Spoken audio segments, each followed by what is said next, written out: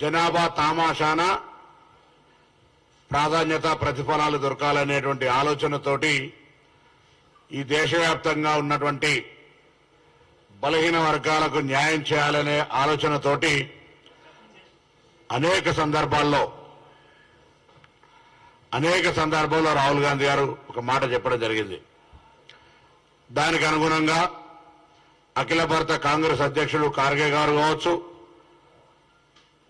Incharge KC Venugopal గారు కావచ్చు, ప్రియాంక గాంధీ గారు కావచ్చు, సోనియా గాంధీ గారు కావచ్చు, దాని తదుపరి మా రాష్ట్ర ఇన్ఛార్జ్ దీపాదాస్ మున్షి గారు కావచ్చు, మిగతా సెక్రటరీలు కావచ్చు, తెలంగాణ రాష్ట్రంలో ఎన్నికల మేనిఫెస్టో పెట్టడం జరిగింది.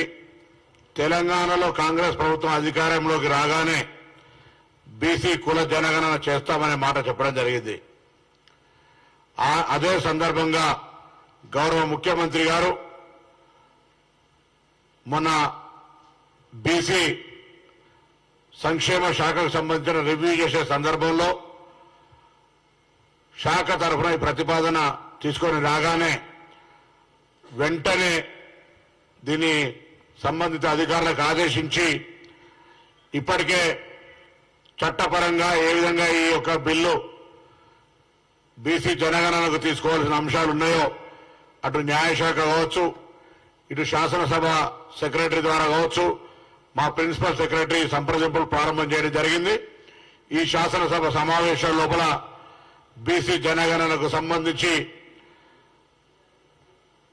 చట్టపరంగా ఎటువంటి ఇబ్బందులు లేకుండా భవిష్యత్ తరాల్లో ఒక నిబద్ధతతోటి రాజకీయ, సామాజిక, ఆర్థిక అన్ని రకాలుగా బీసీ జనాభాకు లాభమయ్యే విధంగా ఈ దేశానికి మార్గదర్శకత్వం ఉండే విధంగా ఈ బీసీ జనగణన తెలంగాణ ప్రభుత్వం చేపట్టబోతుందని చెప్పడానికి బీసీలందరూ కూడా గర్వంగా రేపొద్దున ఈ అంశానికి సంబంధించిన దాని లోపల కాంగ్రెస్ పార్టీ ఎన్నికల మేనిఫెస్టోకు కట్టుబడి అమలు చేస్తుంది కాబట్టి ఈ కార్యక్రమాన్ని గాంధీ భవన్లో చెప్తా ఉన్నాం. కాంగ్రెస్ పార్టీ బలహీన వర్గాల పార్టీ. కాంగ్రెస్ పార్టీ దేశవ్యాప్తంగా కూడా అధికారంలోకి రాగానే రాహుల్ గాంధీ గారు చెప్పినట్టుగా దేశవ్యాప్తంగా కూడా కుల జనగణన జరుగుతుంది. దానికి ఈరోజు నిదర్శనమే తెలంగాణ రాష్ట్ర ప్రభుత్వం ఈ నిర్ణయం తీసుకోవడం అనే మాట సందర్భంగా మనం చేస్తా ఉన్నాం.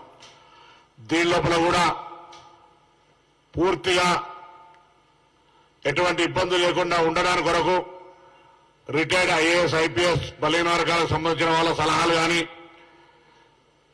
న్యాయపరమైనటువంటి సలహా సూచనలు కావచ్చు, రిటైర్డ్ జడ్జిలకు సంబంధించి కావచ్చు, లేదా ప్రొఫెసర్స్, రిటైర్డ్ ప్రొఫెసర్స్ అందరినీ కూడా సలహాలు తీసుకునే కార్యక్రమం కొనసాగబోతా ఉంది 2-3 రోజులు అసెంబ్లీ కంటే ముందే. అదేవిధంగా బీసీ సంఘాలందరూ కూడా కోరుతా ఉన్నాం, దీని మీద మీ సూచనలు, సలహాలు ఏమున్నా తెలంగాణ ప్రభుత్వం ఇన్ ప్రిన్సిపల్ డిసిషన్ తీసుకుంది. తెలంగాణ రాష్ట్రంలో బీసీ కుల జనగణన జరపడానికి నిర్ణయం తీసుకుంది. దానికి సంబంధించి భవిష్యత్తులో ఎటువంటి ఇబ్బంది, న్యాయపరం లేకుండా ఉండడానికి కొరకు అవసరమైన సలహా సూచనలు ఇవ్వమని సందర్భంగా కోరుతా ఉన్నాం. గౌరవ ముఖ్యమంత్రి రేవంత్ రెడ్డి గారి నాయకత్వంలో మిగతా మంత్రివర్గ సభ్యులందరి సహకారంతో నిధుల కేటాయింపు, అవసరమైన నిధుల కేటాయింపు కూడా శాఖాపరమైన ఏర్పాట్లు చేస్తా ఉన్నామనే మాట కూడా ఈ సందర్భంగా మనం చేస్తున్నాం. క్షేత్రస్థాయిలో దీని నిర్వహణకు అయ్యేటువంటి నిధుల కేటాయింపు కూడా జరగబోతా ఉంది. శాస్త్రీయంగా ఎటువంటి ఇబ్బంది లేకుండా ఉండే విధంగా జరపాలనేటువంటి ఆలోచనతో ప్రభుత్వం ఉంది. కాబట్టి దీనికి అన్ని రకాల హక్కులు, హంగులు ఏర్పాట్లు చేసుకునే దిశలో అందరికీ ఈ అంశం మీద ఎవరెవరికైతే అన్ని రాజకీయ పార్టీలు కూడా రాజకీయపరమైనటువంటి చర్చలు కాకుండా ప్రభుత్వం తీసుకునేటువంటి ఒక గొప్ప నిర్ణయం నిజంగా బలహీన వర్గాల పట్ల చర్చిస్తుంటే, ప్రేమ ఉంటే మిమ్మల్ని కూడా ఆహ్వానిస్తా ఉన్నాం. మీరేమైనా సలహాలు ఇవ్వదలుచుకుంటే దానికి అభ్యంతరం లేదు.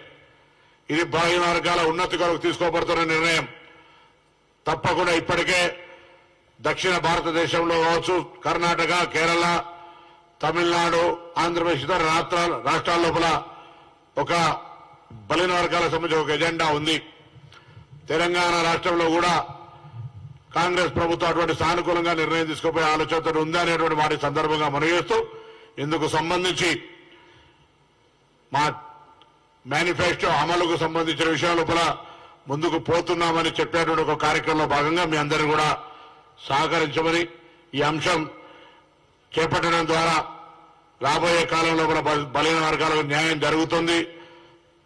ఎవరొచ్చినా అధికారంలో ఏమున్నా బలహీన వర్గాల వాటా అది స్థానిక గ్రామ పంచాయతీల రిజర్వేషన్ల విషయం కావచ్చు. అందుకే ఇంతకుముందు చెప్పినట్టుగా రాజకీయ, ఆర్థిక, విద్య, వ్యాపారం అన్ని రకాలుగా ఈ అంశాన్ని ఉపయోగించుకునే విధంగా ఉంటుందనేటువంటి మాట ఈ సందర్భంగా మనం చేస్తా ఉన్నాం. అఖిలపక్షం నేను పిలుస్తా అని చెప్పినా వారు ఎవరైనా సలహాలు తీసుకోవచ్చు. ఈ మా మేనిఫెస్టో అమలు నిర్ణయానికి అఖిలపక్షం అవసరమైతే సలహాలు తీసుకుంటామని చెప్పినా, కానీ ఇందులో రిటైర్డ్ జడ్జిలు కావచ్చు, రిటైర్డ్ ఐఏఎస్ ఐపీఎస్లు కావచ్చు, ప్రొఫెసర్లు కావచ్చు, లేదా మీలాంటి మేధావులు ప్రజలతో ఉండేటువంటి వాళ్ళు ఎవరు ఏ సలహా ఇచ్చినా తీసుకోవడానికి సిద్ధం.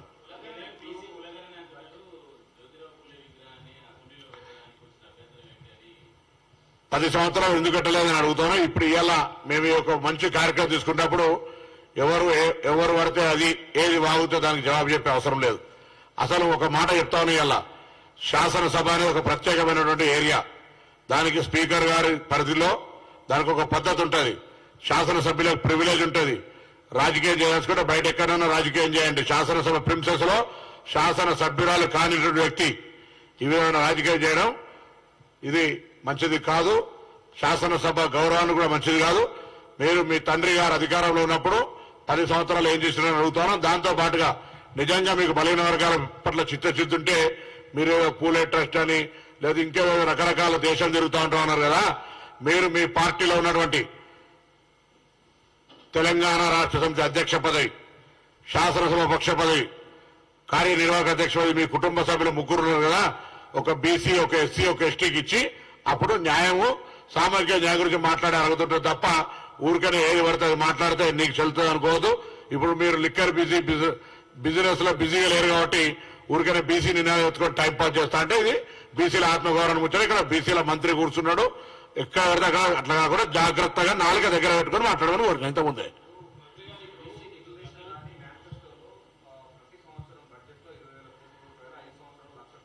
అంతకంటే ఎక్కువనే పెడతాం సోదరా. Right, we are planning. గురుకులాల నిర్మాణం కావచ్చు, మెచ్చార్జీల పెంపు కావచ్చు, సమీకృత హాస్టళ్ల నిర్మాణం కావచ్చు, అన్ని రకాల కార్యక్రమాలు మేము గతంలో శాసనసభలో ప్రశ్నించినట్టుగానే మెచ్చార్జీలకు సంబంధించి లేదా ఇతరత్ర అంశాలకు సంబంధించి గ్రీన్ ఛానల్ పేమెంట్ ఎక్కడ కూడా ఆగకుండా మెచ్చార్జీలు పిల్లలకు మనం గతంలో 2 సంవత్సరాల నుంచి బాకీ ఉన్నది. నాణ్యమైన వస్తువులు అడిగేటువంటి పరిస్థితి లేదు. మధ్యాహ్నం భోజనం చేసేటువంటి, వంట చేసేటువంటి వాళ్ళ పేమెంట్తో ఇటువంటి ఎక్కడ కూడా నయా పైసా ఆగకుండా గ్రీన్ ఛానల్ ఏర్పాటు చేయబోతా ఉన్నాం. రాబోయే కాలంలో కూడా గౌరవ ముఖ్యమంత్రి గారు అంగీకరించారు. నేను ఒక శాఖ మంత్రి గారు ధన్యవాదాలు చెప్తా ఉన్నాం. ఇందుకు సంబంధించి not only BC welfare minister, BC, SC, ST, minority శాఖల కార్యదర్శులకు ఆదేశం ఇచ్చినారు. దాని ప్రణాళిక చేయమని చెప్పి ఆ ఆర్థిక శాఖ మంత్రి, డిప్యూటీ చీఫ్ మినిస్టర్ గారు కూడా ఈ విషయంలో వెరీ మచ్ కన్సర్న్. కాబట్టి ఈ అంశాలు ఎక్కడ కూడా సంక్షేమానికి సంబంధించి పేద విద్యార్థులు చదువుకునే విధంగా వాళ్ళకు సంబంధించినటువంటి మెచ్చార్జీలు ఇష్యూలు, ఇతరత్ర కిరాయిలు కావచ్చు, లేదా ఇతరత్ర ఎక్కడ ఉండదు. అందుకే ఎడ్యుకేషన్, వెల్ఫేర్ ఎడ్యుకేషన్ పటిష్టం చేయాలని గతంలో పెండింగ్ ఉన్నటువంటి 6,000 పైన గురుకులాల టీచర్ల నియామకానికి సంబంధించి కూడా ఆర్థిక పరమైన అంశాన్ని మా ప్రభుత్వం గ్రీన్ సిగ్నల్ ఇచ్చింది. ఆల్రెడీ జిల్లా కలెక్టర్లకు లేఖలు రాస్తాను. Integrated hostels with sports facility, residential complex for teaching, non teaching staff తో సహా అన్ని ఏర్పాటు చేయడానికి మేము కార్యక్రమం తీసుకోబోతా ఉన్నాం.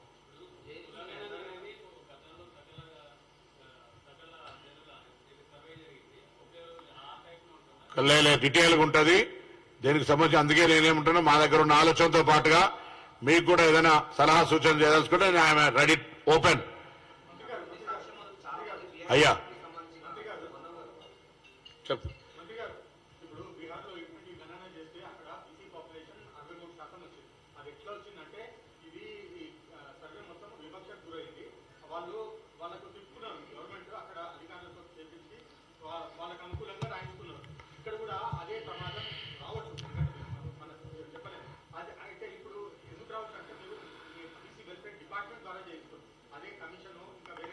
ఇప్పుడు నేను బీసీ వెల్ఫేర్ డిపార్ట్మెంట్ ద్వారా చేయిస్తానులే, కమిషన్ ద్వారా చేయిస్తానులే. నేను ఇన్ ప్రిన్సిపల్ డిసిషన్ తీసుకున్నా. ఇందులో ఏ విధంగా చేస్తే భవిష్యత్తుకు ఇబ్బంది లేకుండా న్యాయపరంగా క్షేత్రస్థాయిలో 100% బీసీలకు న్యాయం జరిగే విధంగా ఉంటుందో నేను సలహా అడుగుతా ఉన్నా. మేము శాసనసభ లోపల దీన్ని చర్చకు కూడా తీసుకుపోతాం. శాసనసభ లోపల కూడా వాళ్ళందరి ఆమోదము, వాళ్ళందరి సలహాలు, సూచనలు కూడా స్వీకరిస్తాం. అందుకే ఇందులో అనుభవజ్ఞులైనటువంటి పాత బీసీ కమిషన్ల చైర్మన్లు కావచ్చు, లేదా నేను కూడా పార్లమెంట్ సభ్యుడిగా ఉన్నప్పుడు పార్లమెంటరీ ఓబీసీ కమిటీ మెంబర్గా దేశంలో 20 రాష్ట్రాలు తిరిగినాం. కాబట్టి నాకు కూడా ఒక అవగాహన ఉంది. దాన్ని ఏ విధంగా చేయాలనే ఆలోచన వ్యక్తిగతంగా concern minister my own idea. అయినా నేను తప్పకుండా దానికి సంబంధించిన విషయాల లోపల అందరి ప్రొఫెసర్స్ కావచ్చు, ఈ కన్సర్న్ ఎవరికైతే ఉందో బ్యాక్వర్డ్ క్లాస్ పనిచేయాలన్న ఆర్గనైజేషన్స్ కొన్ని ఉన్నాయి, వాళ్ళందరూ ఒపీనియన్ తీసుకుంటాం. దానికి ఎక్కడ కూడా భవిష్యత్తులో అటువంటి విమర్శ, అటువంటి అవకాశం లేకుండా ఉండే విధంగా చర్యలు తీసుకుంటాం. మీరు అనుమానపడే అవసరం లేదు.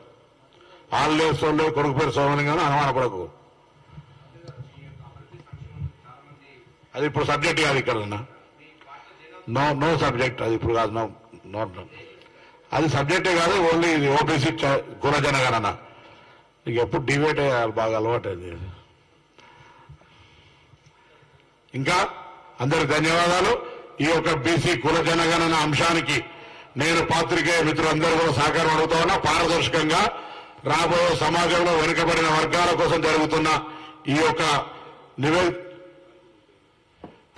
చేయాలని చెప్పి కోరుతున్నా. మా గౌరవ వేములవాడ శాసనసభ్యుడు, ప్రభుత్వ విప్ ఆది శ్రీనివాస్ గారు, ఓబీసీ చైర్మన్ నూతి శ్రీకాంత్ గారు, ఎప్పుడు బీసీల హక్కుల కొరకు కొట్లాడే సీనియర్ నాయకుడు పిసిసి వైస్ ప్రెసిడెంట్ నిరంజన్ గారు, మిగతా వాళ్ళందరూ కూడా రావాల్సి ఉంటారు. కానీ వివిధ కార్యక్రమాల వల్ల వాస్తవంగా 12 అయితే అందరూ అందుకుంటారు. ఈ గాంధీవన్ అలవాటు అయిపోయింది.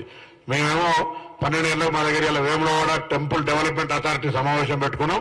దాని గురించి ముఖ్యమంత్రి గారు టైం ఉంది కాబట్టి నేను హరి గారిని పర్సనల్ రిక్వెస్ట్ చేసి టైం ప్రిపోన్ చేసుకున్నా. 11 గంటలకు కూడా మీరు లేచి ఉదయాన్నే వచ్చినందుకు మీ అందరికీ ప్రత్యేకించి ధన్యవాదాలు.